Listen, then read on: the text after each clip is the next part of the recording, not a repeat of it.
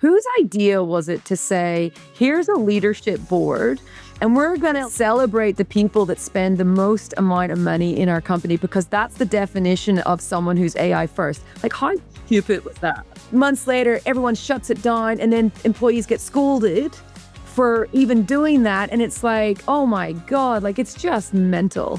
Siobhan Savage is CEO and co-founder of Rejig, a company that has spent 4 years building the detailed picture of how work actually happens inside large organizations. This conversation is a real data check. What is AI actually changing right now, and what it isn't? We discuss emerging job and workflow changes, what the best organizations are doing differently, and what stealth change management means for leaders who are tired of transformation programs that go nowhere. Amy is an advisor of Reejig.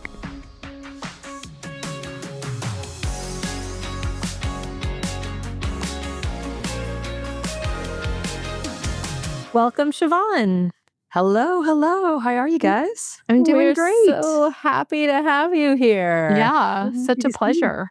I've been following your show, just so you know. It's been great. All right. Yes. Well, we do have almost 1,000 followers on LinkedIn and over 300 on YouTube. So incredible. Thank you for all the referrals. We're getting closer. Yeah. So how's life in New York? Your 2 girls and the whole setup there. Tell us a little bit about what's going on.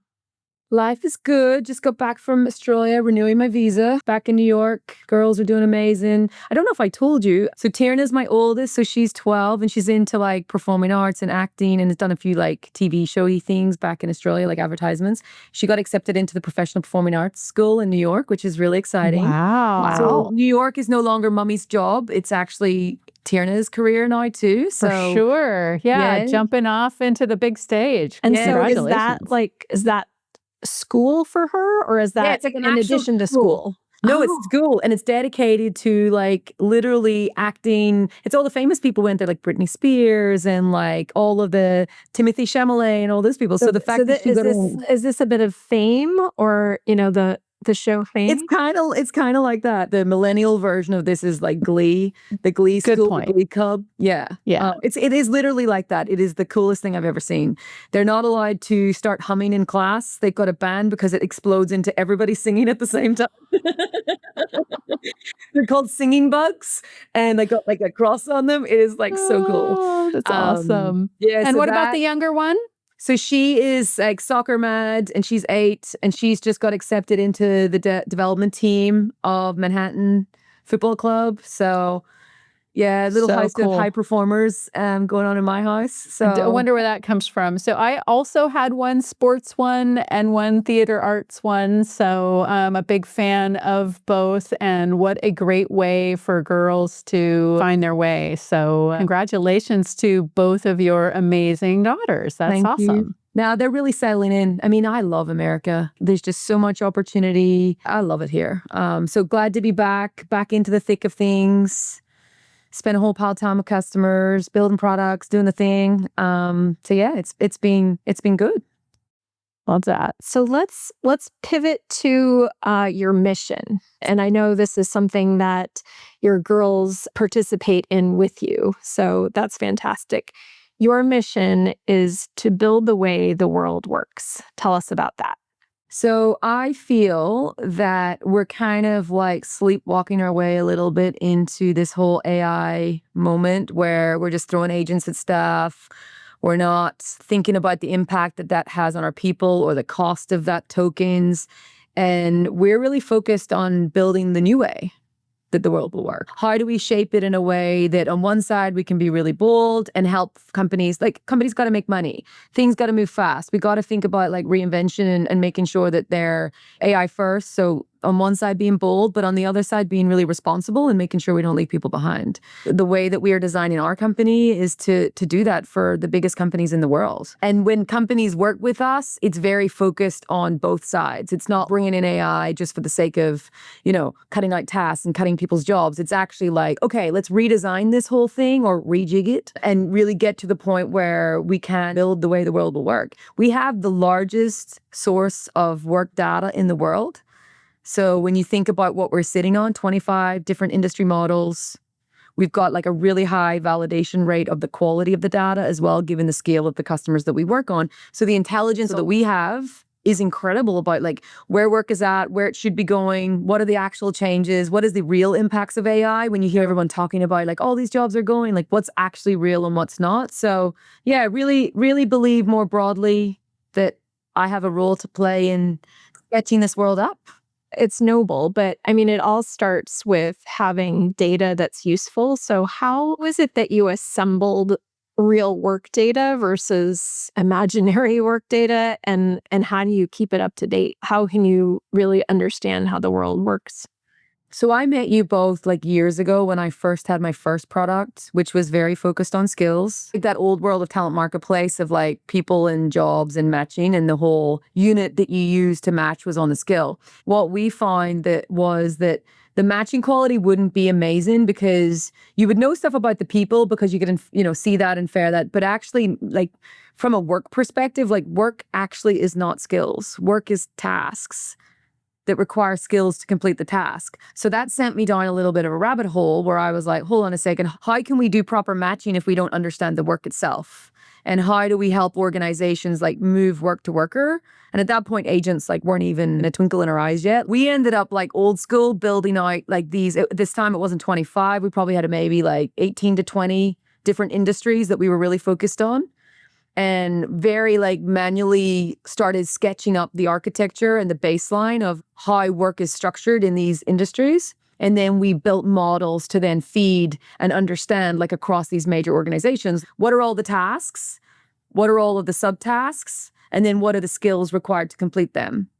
So that was where we started. But like, I mean, now we have a much more mature, given the volume of customers that we have, the scale of who they are, these models, they're more work context graphs. And what we are able to do is understand everything from the wiring of a company. So think of like your old job architecture. Like you still will have to, from a compliance perspective, like pay people in a certain way, have departments, just that like wiring. So we take that wiring, and then what we're doing is blending that with our data, which has the task, the subtask, but we're also then capturing the last mile of context in terms of like how the actual work runs itself at the end. That's the models that our customers then get. And then you can imagine every time a customer goes and changes a workflow, that triggers our model. Anytime they change like structure, we can see the pattern starting to change. That's what we've built. And it's now in 25 different industries that we've got it, which is pretty big. Yeah, I love the fact that you went straight to the industry side, because I think there is so much specificity that is important in the different industries.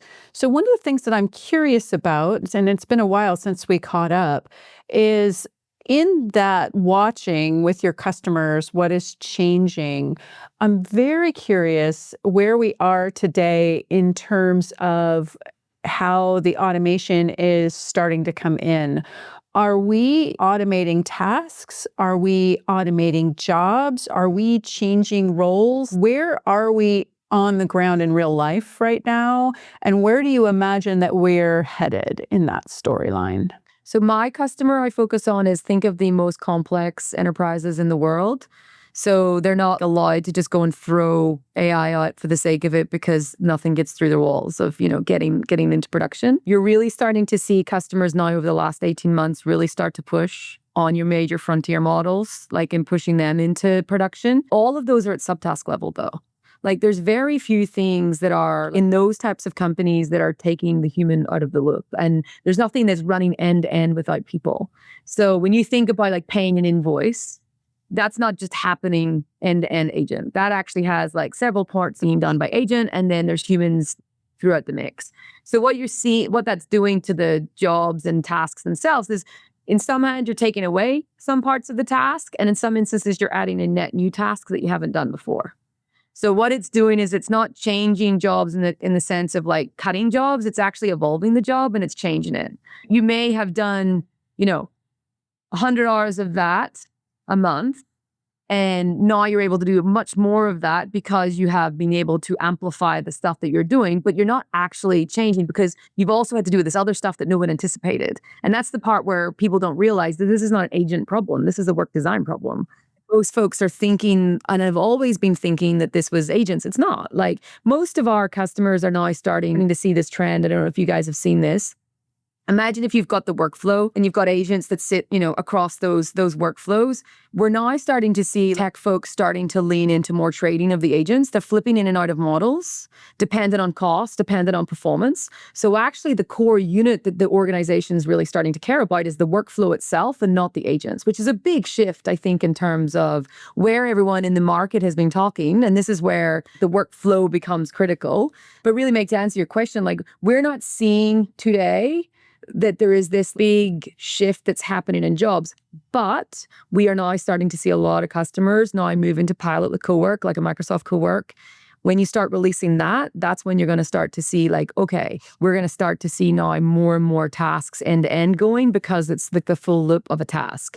So most of that is still in pilot type mode. It's not in like full production, but I'm anticipating, and when we're looking at the data models, we're starting to see, well, actually next year could have a pretty decent impact on tasks and work. So what you're saying is the move from really tasks to workflows. And I think that there's two reasons for that. One is just the capability of the AIs to be able to link across multiple tasks, but also better harnesses and better infrastructure to be able to handle multiple agents and so on.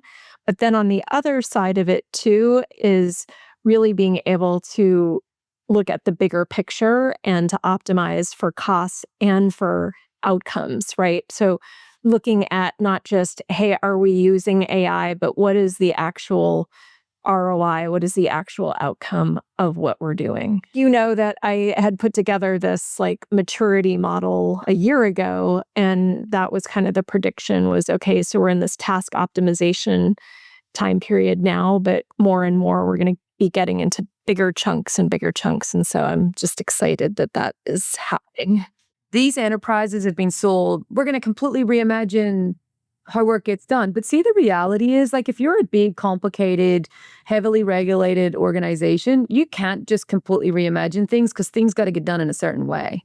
So there's this in between where you've got to design the work within the restrictions that are actually in place for good reasons. Like you don't want someone vibe coding the bank. Do you know what I mean? Like you don't want that happen versus reimagining the world. So I think there's this in between we're seeing with customers where we're now upgrading our workflows, where we're starting to think about that in between part, like task optimization. So that's where we're starting to see that conversation move to, which has been interesting. But I do think there's this obsession right now with token costs, and the fear of God is in everybody. And we've now releasing these models where we can tell you obviously the cost per task on people, but I also can give you a pretty good directive view of the cost per tokens because I can see the full loop of how the work's designed, so I can calculate what that looks like. So that's becoming really important, and it's shifted my sponsor quite a bit as well. Like I'm CIO, CFO, CHRO, now I use Rejig, which is really interesting when you think about where we started. One of the things, so Amy and I spend a lot of time being here in Silicon Valley and being in the tech industry. We spend a lot of time listening to and talking to very AI-pilled organizations that are thinking everything agent first, et cetera. And what I love about this conversation is just sort of pulling back to the reality of how this is very different storyline, maybe the same plot, but a very different story arc. Small startups and AI-pilled tech organizations versus very large global companies who have stakeholders that do not allow for completely disrupting the organization model.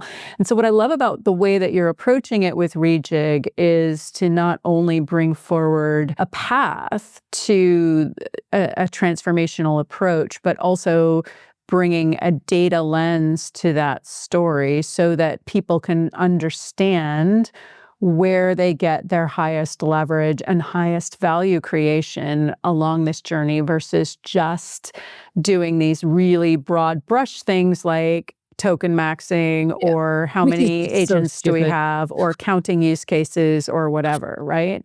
This is a real sign of market maturity. And I'm just curious, what has been your learning arc along this as you take a data-informed approach with your customers? What are the leading customers discovering on this journey? The point of about, being in Silicon Valley and the startups, like I'm also the other side of your coin because I'm building a billion-dollar company with 100 people.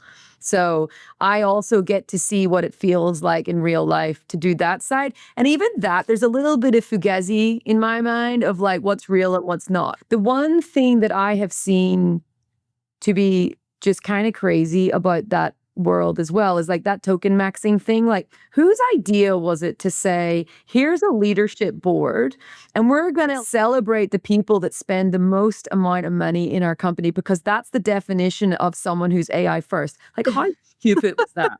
Like, literally, who did that? It was Meta, right? Wasn't Meta the first kind of that That is made like it the made it stupidest. cool? Like, and here's the thing that's really like actually even more stupid about this situation. And then months later, everyone shuts it down, and then employees get scolded for even doing that. And it's like, oh my God, like it's just mental. The way leadership are operating in this moment is so bizarre. It will literally be a book that is written by somebody soon where it's like, here's all the things not to do. Yeah, right. So You go much forward. whiplash, right? Just so much Right. whiplash. And you know what? Like, no wonder employees hate it.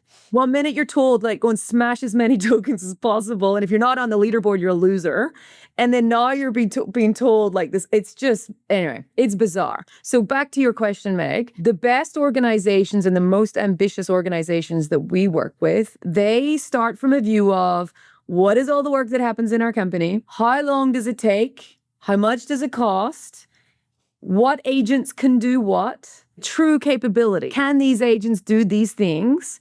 And then what they're doing is they're triaging based on like business value. So some customers want to make more money. Some customers want to cut costs. Some customers want to do more time with patient or more time with customer, right? So what they're doing is they're saying, okay, I know my work. I know how much it costs. If I want to, let's say, make more money, I'm going to dial up the tasks connected to making money because Rejig knows what tasks are connected to making money. And what we also can then see is like what tasks are connected to like patient care. So if you wanted to like spend more time on redesigning tasks for patient care, we can like zone in. So that's kind of like the first thing. They use data at an executive level rather than this other thing that's happening where people crowdsource use cases or they bring in consultants who spend 9 months doing workshops and interviews and you get the loud voice syndrome. They're using data to kind of like be surgical on the approach that they take.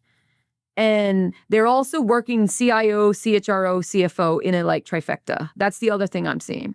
So we're now starting to see that play out as well. And then what they're doing, and there's a couple of combinations of things that's starting to happen, which is really interesting. Across like 50 plus of our customers, and we're talking enterprise, they're all building these AI work design teams. So everyone has got to the point now where they realize they can't outsource the skills like to forward deployed engineers to the tech providers or to the consultants. This is a forever change to work. They need to invest in the capability in their organizations, and they're all building these AI work design teams. And interestingly, these are sitting under that CHRO lens because they've all realized that it's work design. This is like the new HRCOE. Yeah. Right. So AI work design. All of my customers are doing this. And what they're doing is they're basically parachuting into the business, using data to say, here is your department, Bob. And this is how you think about people, agents, impacts of when you make those decisions, cost profile. Obviously, we use Copilot, we use Workday, Sana, we use these things. And then it's saying, okay, here's how you maximize, and here's your roadmap of how to start. And in most customers, they then partner up with the tech team to deliver that, whether it's in IT or they've got their own like centralized builders. But that's the new model that's happening. And what's happening is now you're seeing the surge, stuff getting done where like they're actually being intentional. And the really interesting thing that I have learned that I'm pretty obsessed with as well about right now, even if you do a really good job of knowing work, knowing what agent, knowing cost, creating AI workflow, because all the companies are not having agent take away the people out of the mix, If you don't engage your employees in this, the whole thing fails. Everything, all the money you've spent on agents, all the redesign you've done, everything is a complete waste of time because nothing changes. And if anything, it has this opposite effect because what you have is everyone out doing their own thing and working in like different directions, which means you don't have this velocity that they're all like dreaming of. So what I've realized is if you look across all of the customer bases, where they started was they did prompt training. Every employee got prompt training, and suddenly they were going to know how to pay the invoice in a new way at their company. So what we've now had to build out is the last mile of the workflow, which is essentially the SOP to drive the employee to know how to adopt, and we nudge it into teams. You know when your iPhone upgrades? And you get the notification that says, hey, you're due for an upgrade. Like, imagine like our world will get to the point where everyone will kind of get used to like these upgrades happening within our ways of work, that we got to get our people used to more stealth change management versus like transformation, because that feels like they're all going to get fired. And I want to pause you there, Siobhan, because you've got like a whole new line of thinking that we need to get to as well. But so back to the work design team, which I think is really key. Who makes up that work design team? Like, where are these people coming from? What are their skills? What are the roles? What is the composition? If a company's thinking about assembling one, what should they be thinking about? And if somebody wants to be part of one, what sort of skills should they be looking to build to get a job like that? Saying 99.9% of my base of customer that's building this out, it sits under the CHRO. But I do have a hospital that has a chief medical officer who is now turned into a chief medical AI officer who is building this practice under them, which I think is really cool. I'm going to use my language of how I would describe it. So you've kind of got 3 buckets. Think of the work architects. And work architects are the folks that are responsible for taking the old job architecture and upgrading it into this like work architecture. So making sure our business is still compliant in how we pay, the levels, the wiring of the house, but then it's connected to knowing also like the tasks, the subtasks, and the skills that are required. So that's work architects. They're typically folks that are in the skills space, in the job architecture space, the reward space. We're seeing this upgrade, and like all of these teams now are doing a lot of work to upskill themselves. And we work with these teams to like get them there. And we've got courses and stuff that are getting them up to that level. So that's kind of like one part. Then you have your AI work designers. So these are workflow designers. They are bolted on alongside Rejig, where they're with business saying, this is the way that we think you pay an invoice at your company. They're working alongside redesigning that, locking that in. And then they're partnering up with a builder. And the builder is like your agent builder. They're kind of like the 3 core roles that we're seeing play out as well. The work designer is looking after workflow design as well as the job redesign because of the workflow redesign. So Meg's question earlier was like, how much are you seeing like job shift? Like, I'm not seeing a crazy amount because our product tracks it. But their job is to understand, when I change this workflow, what does that mean in terms of the job impacts, and how do we start to re-engineer sticking 2 jobs together or rebalancing it over here or pivoting? Like, that's where they sit as well. So what are those companies doing to avoid this becoming a 2-year research project with no actual work product or outcomes? That's sort of story of skills in the past. One, they're building. So the difference is, and I can say this because I spent a lot of money in the skills space, so I feel like I've got enough game tape to like, skills was never a painkiller. It was a vitamin. There was never business outcomes that came from skills. It felt like a nice HR project. This is different. This moment is like there's urgency. There is a real business problem. And it's the moment where everyone's leaning into now, like it's getting like the attention. The skills space is like faded a little bit in the background because work design and tasks and understanding how to restructure and redesign the organization is important. So one signal would be that the business leaders are actually pulling the work design team in to help them actually change how their business is running. Is that happening? Because that would be a big signal, rather than it's just the COE coming in and saying, hey, we want to like try these things. And the business leaders are like, that's not helpful. It's just a research project and that it's not actually affecting our business. So I'm wondering if that's actually happening now. Yeah. So there's a couple of things I'll set like some pre-context to answer before I answer this. All the organizations have major fatigue.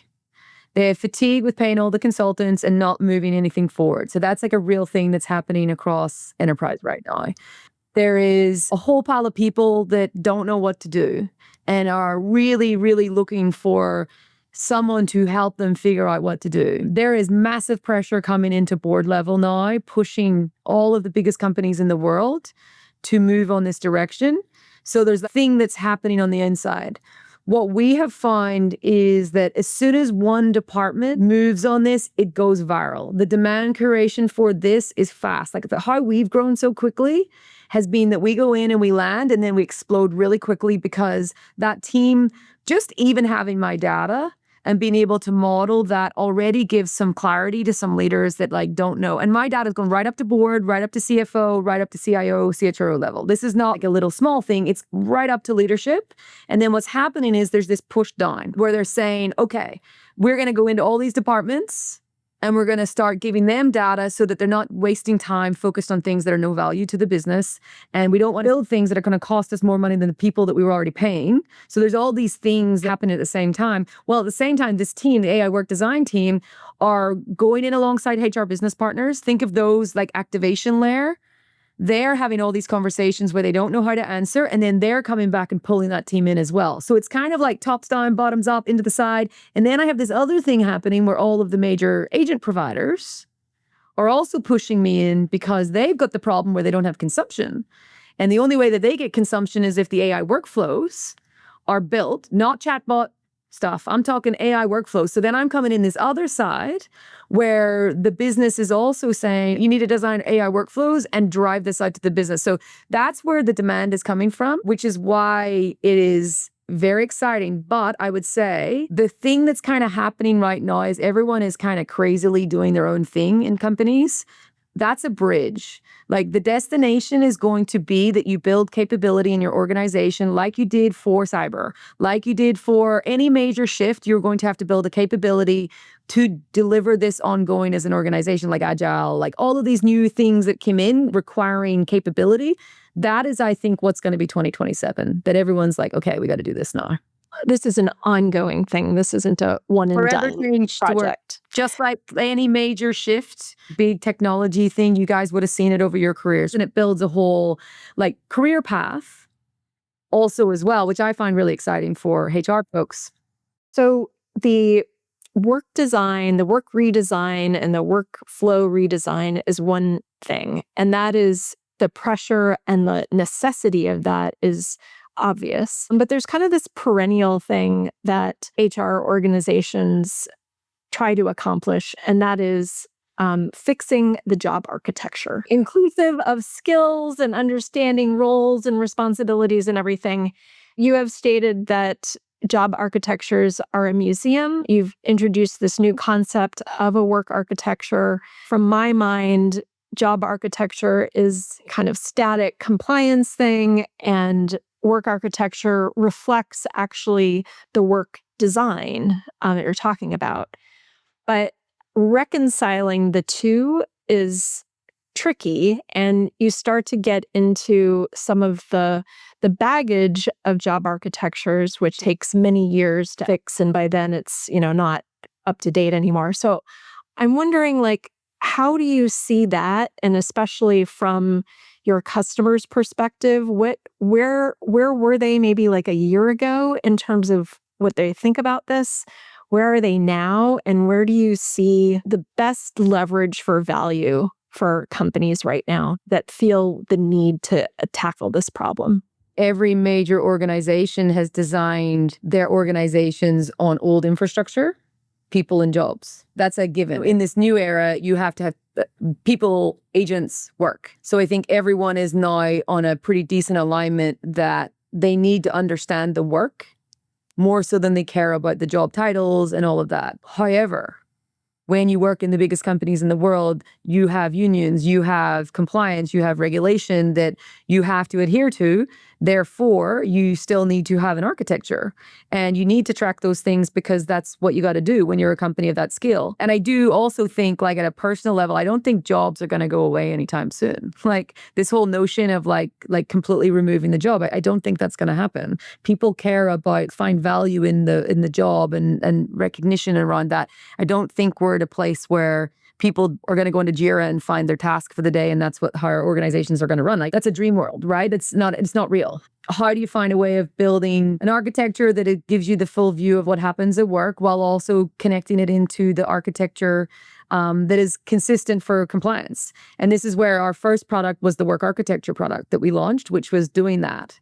And there's two different versions of a customer, to be clear. There's a version that has 70 million jobs, is completely overbloated, that is just like complete mess, and they want to like streamline and opportunity to tidy up. We run it through the Rejig models, and it recommends the new architecture and sketches up the new architecture for you. And then once you say, yep, this is where we're going, then it does adding all of the tasks and subtasks into those levels. We never go after REM, just to be clear. Like, we're only going to use the REM data that the customer gives us. So like, that's kind of like one customer. And then the other customer is, we've got an architecture. We know it's not super amazing, but it's not that bad. We want to upgrade and get to your world of work architecture.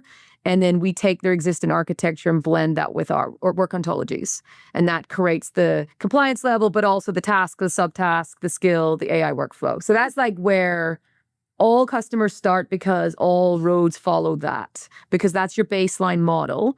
That one is so easy to talk to now in market. Like, the difference in like 12 months of me talking about this for 3+ years and now is crazy. Like, it's a given. People kind of get it so fast.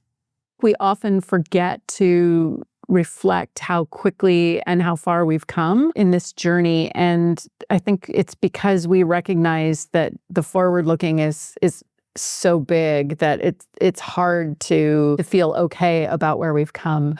I really like your point about that there is more to jobs than just the compliance and the structure. There is a very human, emotional element that jobs and organizations fill today in the world of work and in our lives. I see so many things now at this phase of my life as energy systems, and I recognize, back to our conversation of the whiplash of the token maxing versus the, oh my God, it all costs too much money, what have you guys been doing? And the lack of leadership. It's important to remind ourselves and our listeners that at the end of the day, when we create a dysregulated workforce, when the nervous systems of our workers go off the rails because we are not helping to create that future that people understand and can recognize how to contribute to, we do the kind of damage that takes much longer to recover from than anyone or all of our transformational efforts. And so I really like your vision of the future we're trying to create is one where change is not so disruptive to our own emotional state. It is something that we feel well equipped to adapt with, and that we feel well supported to navigate, because we understand that we've done it so many times before and it is not so foreign to us. And so this is where I think the value of looking back comes into play. We as workers and as organizations and as an industry have been stumbling around, but we have come a long way in the last 18 months. And things that we thought might happen, we have a much better sense. And there's actually even a pretty consistent language that most companies are recognizing the need for specific capability improvements, for thinking about workflows differently, and for optimizing in a way that is different than they've done in the past. We just need to give ourselves permission to apply those tools and to lean into where those opportunities really are. How work happens today and what kind of people are contributing to the bottom line and the growth of the business, and how those people are valuable and how they are key and strategic to that sort of future state. Does that conversation come up, and what does it look like when you're having these conversations about these future work states? I mean, just to be clear, I don't want to build a company that harvests people out of jobs.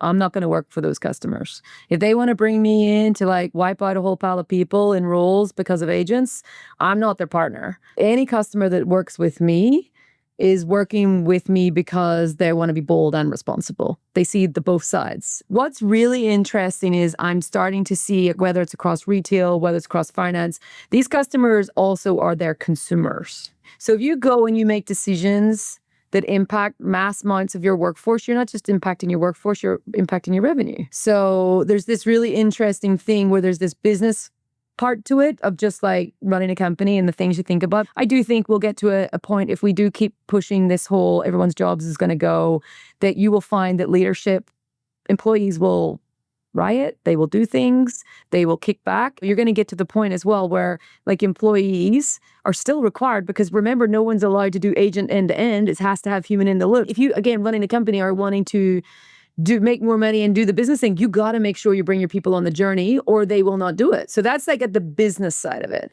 On the other side of it, there is the doing the right thing. These companies genuinely do want to do the right thing.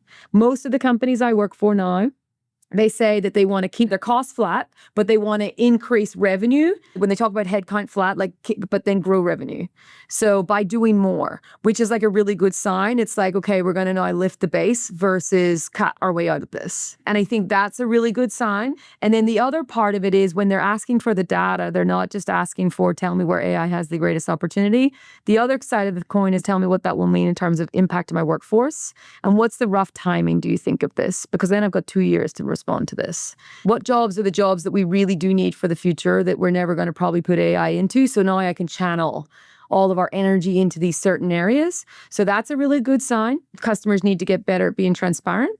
Everyone knows they're doing AI, and I think employees get like triggered when they hear transformation. So anyone who's listening, I would stop calling it a transformation, because employees think that means cut. There's this crazy like mindset that everyone thinks that the young generation is going to be so pro AI. They're the ones that hate it the most.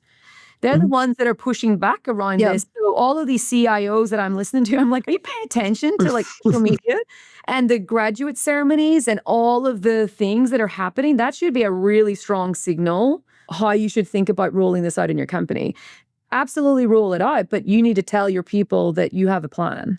And this is the plan, and be more transparent around like our approach. That's where I think it's going to be really important. The part that I see that's a huge risk is, especially in Europe, especially in like Asia Pacific, where there's much more stricter employment law than what there is in America. If you go and change people's jobs and how they work and you don't notify them and you don't make sure these folks are enabled to work, you are liable for some serious things. So when you think about workers' councils and you think about regulation that is supporting the employee, that if you're then performance managing an employee, but you haven't actually set them up for success to actually do the new way of working, you're going to have a problem. And I'm spending a lot of my time thinking about like the employee now, and how do you make sure that they know how to operate in the new world, and what does that look like? So a little bit back to what Meg was asking with the work design teams and how they're equipped, and connecting that then to another concept that you have, which is the stealth change management. Maybe we need to dig into what stealth change management is. The word stealth would make it seem like these things are being done in secret to employees. What's just happening under the radar? No, I know. So that's not what it is, but that's like what kind of like comes into my mind first. But really, it's about making people comfortable and it just feeling natural. And so I'm wondering, how are the work design teams equipped to do that? Like what sort of mindset do they need to have? What sort of things do they need to put in place in order to make that happen? But maybe you can give like a little like quick debrief on what stealth change management is, and it's not secret ops to destroy the heart and soul of employees. The problem that I have faced is that all of these transformation programs are triggering, but you still have the situation where in order for your people to know how to work, in order for agents to be adopted, for stuff to get done, you need to change how people work, and it's change management. But that is, again, stuck in that old world. When people hear change management and transformation, it sounds triggering to like, we're now cutting finance and half the people are going to lose their jobs. You know what I mean? Like that's a real thing that's happening in enterprise because of the fatigue around this AI-centric. I don't know if you've seen on social media, but there's a lot of like, every time our leadership mentions AI, take a shot. People are so over it. So I think my view is, and why I talk about stealth change management, and I'm never saying stealth change management to the employee. I'm talking to the leaders, and I'm saying what you've got to do is got to figure out how you build a muscle in your organization that gets your people used to the continuous evolution of work. Because you may design this workflow, and then 3 months later, you want to put in a new model and upgrade it. So from my perspective, stealth change management is the ability for you to roll out change in a way that just doesn't feel that this over-the-top scary thing. Back to that like iPhone upgrade. You get a nudge that says you're ready for an upgrade. You get the description of what the upgrade is. You accept and you move forward and the thing happens. It's just a forming vision. It's not fully baked out in terms of the concept, but that's how I talk to the leaders. And they're like, oh yeah, that makes sense. Maybe there's a light grumble over the glass upgrade of the iPhone. The font change, yeah. but it passes quickly. From an employee perspective, this is not like going to go away. This is forever. Whether everyone likes this or not, we've got to find the path to making sure that people are equipped to work and that they know how to pay the invoice in their company now. And they got to be equipped to know how to evolve in that when it evolves again. And that's kind of where I'm spending a lot of time trying to think through with my customer base, how is that going to happen? Because work is programmable now, which is crazy to say. We are not, like the work itself is programmable, and how do you find that like path to like the upgrade, and how do you bring your employees on that journey of making sure that they, one, are able, but also like, should stuff change drastically, what does that mean? How can we pivot them in a different direction, and what would that look like? So that's kind of where we're at. We released the first release of that in the product. I want to give you an SOP, which is like interactive that you can click through. I got all the documentation of how the work runs. Use AI and turn that into a video so that I can send that to the 100 people, and that they can get that little mini moment of like, okay, I know how to pay the invoice in my company, and like, here's the steps I got to take. And I can ask the agent, Rejig agent, like, you know, what part of this do I do again? Like, where is this? And they can query it. So that's what we're working on. Listen, it's very early.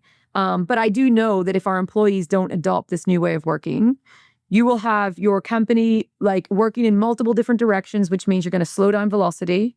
You're going to have a whole pile of cost that hasn't been maximized because you've got money getting spent in agents that no one's using. And you've spent all this time doing a transformation that no one cares about.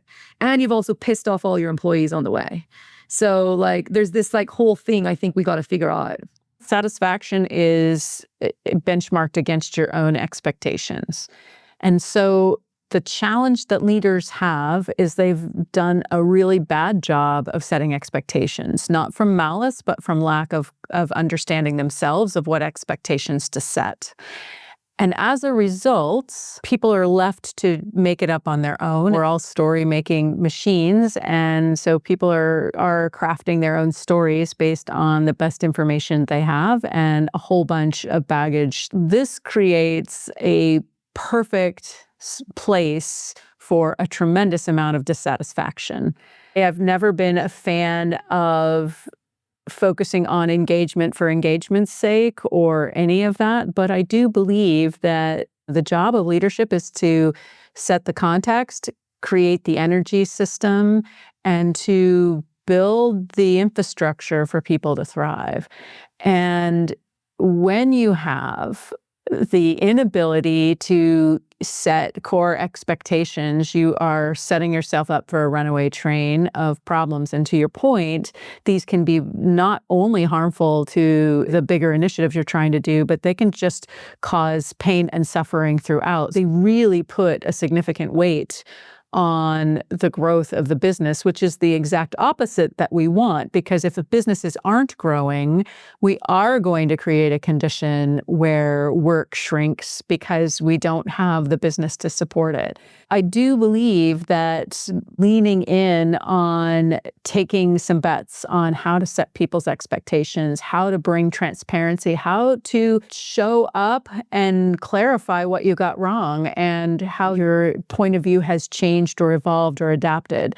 The core goal that every company should be stating is exactly this one of organizational agility. So to quote Steve Goldberg, who's been at this for years and years, we need to approach the expectations of work is that work is going to forever be evolving and adapting and getting more interesting and changing over time. And if we don't set that expectation from the beginning, none of these efforts are going to be successful. Creating organizations that are ready for change is in all of our best interests. And the way to do that is to really dust off true leadership skills, communication, clarity, sense-making, all of these things that we maybe have gotten a little bit rusty in the status quo world of work. We just need to really get back to that, because as we discover all of these transformational workflow opportunities and job architecture changes, et cetera, if we don't have the organization ready for taking that on, it's going to be a way harder than it needs to be. So I think there's a tremendous amount of opportunity ahead of us, but I don't think we are activating it to the best collective opportunity. So I'm really excited for companies like Rejig to be bringing the data forward, to be bringing the tooling forward, and hopefully helping so many of these important companies to really help their workforce thrive. It is. It's been probably the most fulfilling part of my career now, this part. You don't have to stand on the hill telling everyone that this is a thing. It's like, it's kind of like a given now. Before, my job was like convincing. Now I'm in a different place and I'm actually able to push back and just say, you're wrong. And I know it because I've done 64 of these. It's like refreshingly nice. I've always been pretty passionate, as you know. It's very exciting. But whenever you build a product and it's compared against something else, we're compared against nothing. We're like a category of one right now, which means the customers are like, we're all on this journey together. No one solved it. This really beautiful like partnership that I have not felt before, in building a product. And I think that is where customers are really relying on the feedback loop of like, shut it down if it's not working, move, you know what I mean? Like be really honest and really open. So that's been really great. We've talked a lot about energy systems, and I think it's really important to understand what makes us tick. So Siobhan, I'm curious, you've got a lot going on. You're very busy. You're very high energy. What are the structures that you put around yourself? How do you keep your energy up? When we asked David Blake, CEO of Degreed, this question, he immediately said naps. Mine is the opposite. What is your strategy? I'm like a type of person where if you put me in a really tricky position, I activate a little bit more. Like, so I actually like the feeling of being at the edge of it. That's very energizing to me. I activate around like challenging problems that I'm super passionate about. Like I can't fake. I'm a very straight to the point human, so I can't fake passion. But when I was working in Australia, I was starting my days at like 3 a.m. I was trying to be online with the time zone here. It was so difficult. I would then work all day. I had no support, so I would drop my kids to school, eat Uber Eats, not train. I had like this really bad routine, but I was in the grind phase, guys. Like that part where no one believed yet, and I was grinding. So it was really, really hard. And I wasn't looking after my health. The thing that I'm like very much so is like weight training. It's the thing that's giving me the extra level of like can take on the world after I do that. It's that only part where I get like time to myself. When I'm with my kids, I'm with my kids. Like I'm non-negotiable. Wednesday night is family night for dinner. Wednesday night and Friday night. And that's a new routine for me since I moved to America. That was like a deal I made with the girls, which was like protect that time. It's actually energizing too. Hiring great people, There's big difference between someone who takes your energy and someone who gives you energy. I've made a lot of mistakes trying to find what that feels like. I didn't know, like, no one teaches you this stuff when you start a company. So I think like You got yourself a chief of staff. I got myself a chief of staff, and an incredible assistant, and an incredible assistant at home. So that has been like the infrastructure is now around me, which I never had before, which means I can do like a lot. It's a combination of like, look after yourself, prioritize it, work on incredible things that make you feel like lit up and activated, and then hire the best people who also give you energy. Love that. Love that. Awesome. Well, thank you so much for joining us, Siobhan. This has been an absolute pleasure. No, thank you. And thank you for all the work you guys are doing in the show, holding the light up against some things that no one would ever talk about online. It's really great. It's been our joy, speaking of doing things you love. You ready to Leadership Corner, Meg? Let's Leadership Corner. All right, here we go. Should I hire a chief of staff? That's the whole question. That's the whole question. And so this is inspired a bit by a recent article in the New York Times, why so many CEOs are getting a chief of staff. And it's something that comes up for people. And I think there's a lot to discuss here today, especially considering like what AI can do, what AI can't do, and what are the different considerations. I have my thoughts. Shall I share those, or would you like to go first? Obviously, the chief of staff is, first off, such an important job and so individualized that I think there's a lot underneath that question. And so, yeah, I think maybe you start. Should I hire a chief of staff? So first of all, if you have the option to do it, because there's budget and the budget is suggested that you can hire a chief of staff, I would say absolutely. Now, the really important thing is that you get the right chief of staff and figure all of that out. But most of you are probably in a position where hiring a chief of staff may require a bit of a business case to get one, or you're just prioritizing that against other budget. And so it's a little bit more tricky. In that case, you need to look at kind of what your capability is and what are you missing. So I know for me personally, I'm kind of a mess. So it was really amazing to have a chief of staff. When I was at Workday, I didn't have one. It just wasn't really a thing, at least at the time. I think it's becoming a thing there now. But at SAP, senior executives were really expected to have a chief of staff. And that was really, really fantastic because, again, like I'm more of a like kind of vision, big picture. I can execute, but I'm not necessarily the most organized person. Things fall through the cracks, et cetera. So having somebody who was my, mirror image was incredible. On top of that, having that person just really give me lots of great advice and feedback and, understanding what was going on was great. But there are people, including like our really fantastic friend, Jen Morrow, who actually was a chief of staff in her past life and is a senior executive, and she's president and COO of her company now. She does not actually have a chief of staff. She uses AI. And I think that makes complete sense for the type of skills and the type of background and the type of capability that Jen has.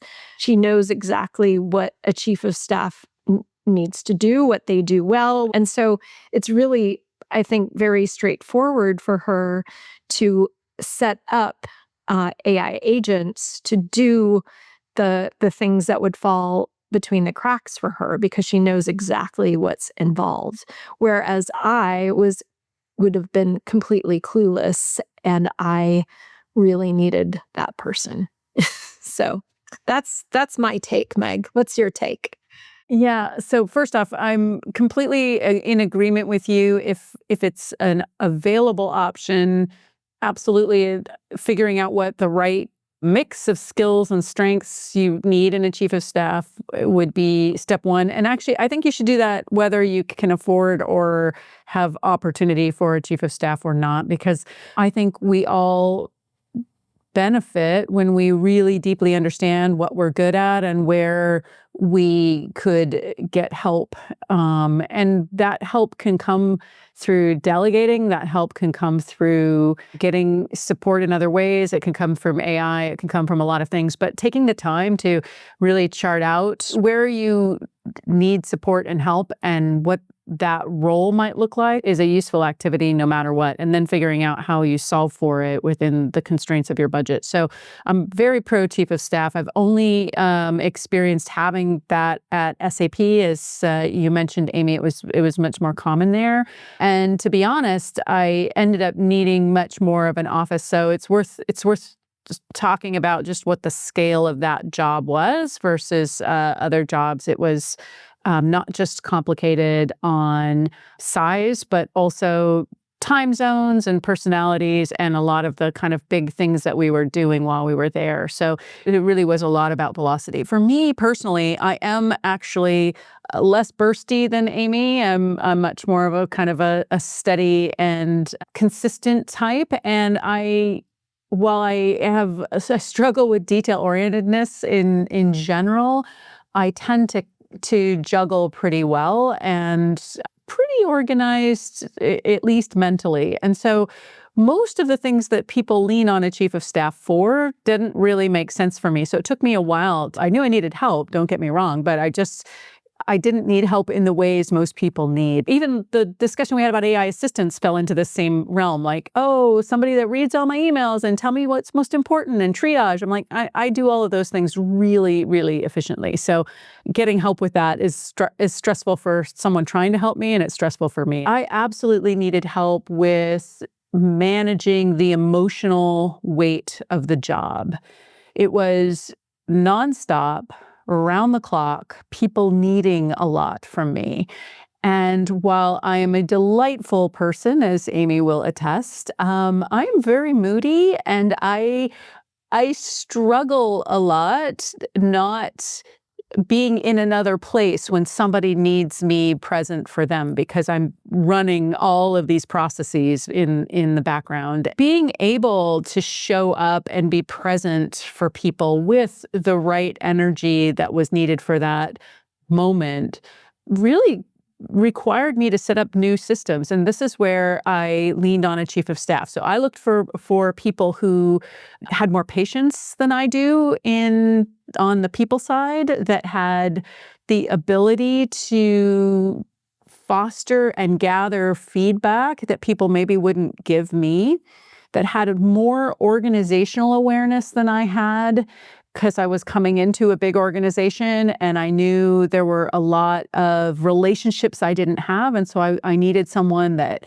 could bring those relationships forward and help me get data to make better decisions, and could help me manage the energy of the job in a way that really supported me as a person, so that I could give the right kind of support and energy to the people in my care. And I wouldn't say I always got it right, but I would tell you for sure, without a chief of staff, it would have been much, much more hurt feelings and unintended mishaps on my side. So it's a long way to say that the role is wonderful. It is really important for very big jobs.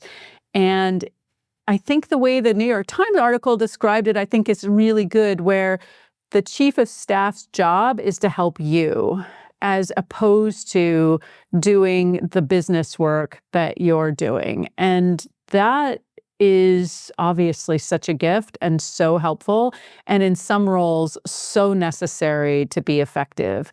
Could I have gotten by without a chief of staff? Sure. Would it have gotten in the way of the progress of the things that were important to me? You bet. So I think that, again, even if you can't get a chief of staff, taking the time to really analyze what does the business, the team, the organization need from you, And what does that take from you? And how do you bridge the gap so that you have what you need to deliver?